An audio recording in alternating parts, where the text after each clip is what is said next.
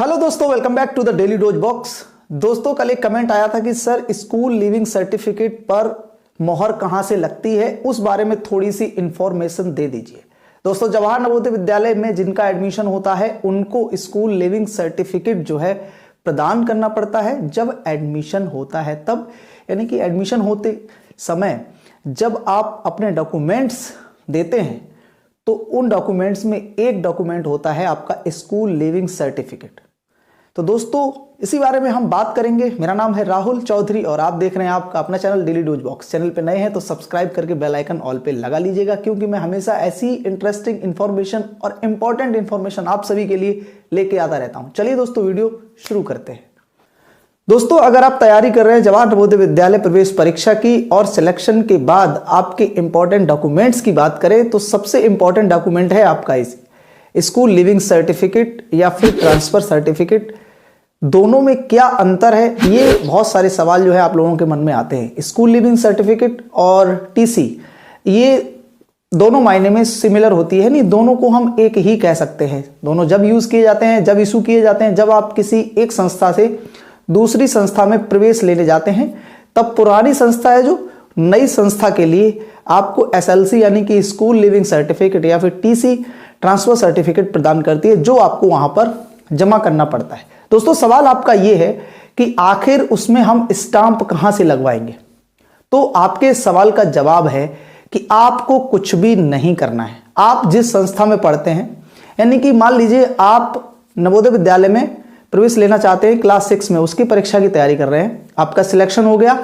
उसके बाद जो है आप वहां पर जब एडमिशन लेने जाएंगे तो वहां पर आपको एक फॉर्म मिलेगा। उस फॉर्म में सर्टिफिकेट्स के नाम लिखे होंगे कि आपको क्या क्या देना है। उनमें से एक है आपका स्कूल लिविंग सर्टिफिकेट या फिर ट्रांसफर सर्टिफिकेट, उसको आपको जमा करना होता है।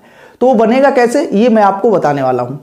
सबसे पहले आप अपनी पुरानी संस्था में जाएंगे जहां पर आपने 3rd, 4th, 5th का जो डेटा भरा होता है ना एप्लीकेशन करते समय, तो 5th क्लास की आपकी टीसी लगेगी, यानी स्कूल लिविंग सर्टिफिकेट यानी कि ट्रांसफर सर्टिफिकेट। दोनों एक ही होते हैं, इसमें आप बिल्कुल भी कंफ्यूज मत होइएगा कि दोनों अलग अलग हैं। एसएलसी और टीसी दोनों आपके एक ही होते हैं। तो आपको करना क्या है, आपको कुछ भी नहीं करना है। आपको सिंपल सा उस स्कूल में जाके एक छोटा सा फॉर्मेट फिल करके जमा करना है कि हमको भाई हमारा स्कूल लिविंग सर्टिफिकेट चाहिए। स्टैंप कहां से लगेगा या फिर मोहर कहां से लगेगी, सिग्नेचर कहां होंगे, इसकी हेडेक आपको कुछ भी नहीं लेनी है।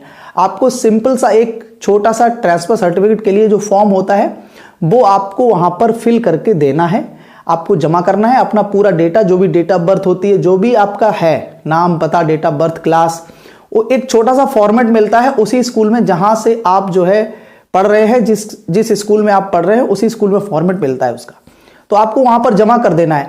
बाकी पूरी हेडक होती है उसी संस्था की जो संस्था आपको प्रदान करती है। मैं आपको बताना चाहूंगा कि जवाहर नवोदय विद्यालय में जो एसएलसी लगती है वो DIOS के द्वारा प्रमाणित लगती है, यानी कि जिला विद्यालय जो निरीक्षक होता है उसकी वहां पर मोहर होती है। तो वो मोहर लग के ही, प्रमाणित होके ही आपको जवाहर नवोदय विद्यालय में जमा करनी पड़ेगी वो टीसी या फिर स्कूल लिविंग सर्टिफिकेट। तो ये हेडक होती है उसी पुरानी संस्था की जो पुरानी संस्था आपको पढ़ा रही है, यानी कि जहां से आप पढ़ रहे हैं, जहां से आपने वो टीसी के लिए अप्लाई किया है।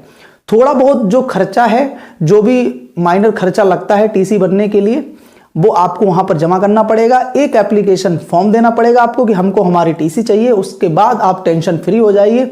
6 से 7 दिन का समय लगता है, उसके बाद वो टीसी आपको मिल जाएगी। तो जो लोग ये सवाल पूछ रहे हैं कि सर मोहर कहां से लगेगी, तो भैया मोहर आपको नहीं लगवानी है, मोहर लगवाएगा वो विद्यालय जो आपको इस समय पढ़ा रहा है। दोस्तों, आई होप इस इंफॉर्मेशन से आपका जो डाउट है टीसी और स्कूल लिविंग सर्टिफिकेट को लेके वो क्लियर हो गया होगा।